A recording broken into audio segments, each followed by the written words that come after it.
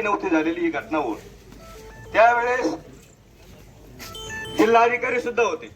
करावरी शहरामध्ये शांतता नांदावी, कुठल्याही प्रकारची दंगल सदृश्य परिस्थिती निर्माण होऊ नये.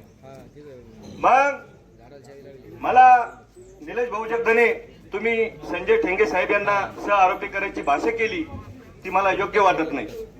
का योग्य वाटत नाही तर या पोलीस प्रशासनावर या सरकारचा कुठे दबाव आहे का, या पालकमंत्र्याचा कुठे दबाव आहे का, हा माझा प्रश्न आहे.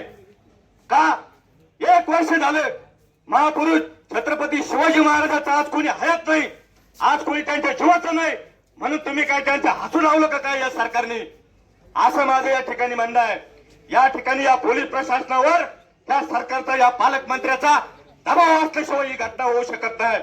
आणि ह्या आरोपीला पाठीशी घालण्याचं काम हे पालकमंत्री, हे पोलीस प्रशासन आणि हे सरकार करीत आहे, असा मी जाहीरपणे या ठिकाणी आरोप करतोय.